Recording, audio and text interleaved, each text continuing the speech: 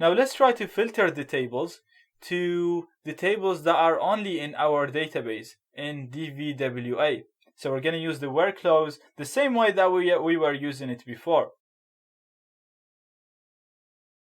So we're going to say where table schema equals DVWA. Hit enter. And we got an error. And again, the error is complaining about the quotes. So the website probably uses some sort of security that does not allow us to put quotation marks in the URL. And we tried to bypass that using %27 before, and as you see, we couldn't bypass that. It was still detected. So we need to think of a way to write the database name and put it after the equal without putting the quote marks right here. So we need to say DVWA without the quote marks, and we can't really do that by writing the database name as text. So what we're going to do now, we're going to use Burp Suite, and we're going to use the decoder part of it to convert the text DVWA to hex. Now the decoder is really useful in Burp. Now remember when I was saying that the code for the quote is %27 and the code for the hashtag is %23. Now you can just type it in here and then go to encode as and pick HTML URL, and you'll see that the code for the hashtag is %23. You can get a code for any text you want, really. For example, if you put a quote, you get %27. Now what we want to do is we want to convert the text in here so that we don't have to write it between quotes. So we actually have to convert it to digits. And what we're going to do is we're going to convert the text of DVWA to hex using the decoder part of Burp. So I'm going to go here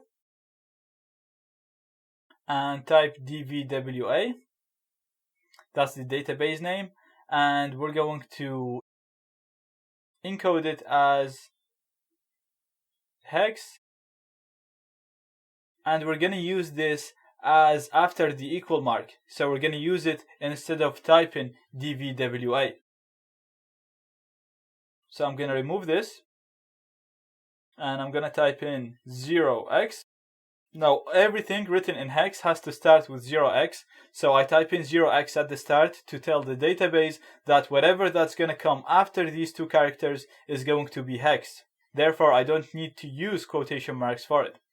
And then I'm going to put the code that I got, which is 64767761.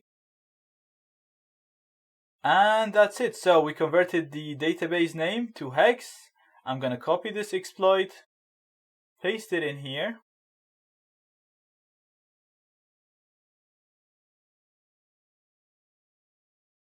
Hit enter.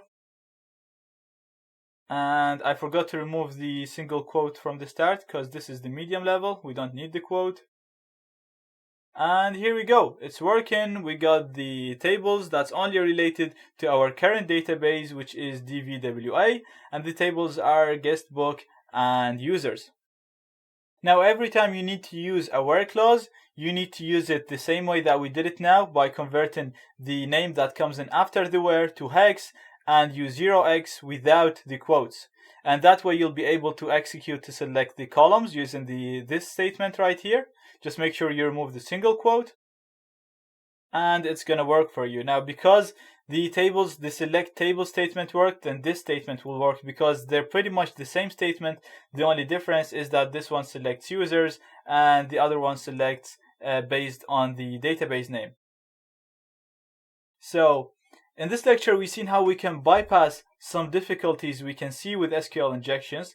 And we did that by converting the text to hex and by playing around with the injection parameter. So trying to set it, add a quote, remove a quote, maybe try to encrypt it, use %27 or stuff like that. Basically just play around with the parameters until you get it to work.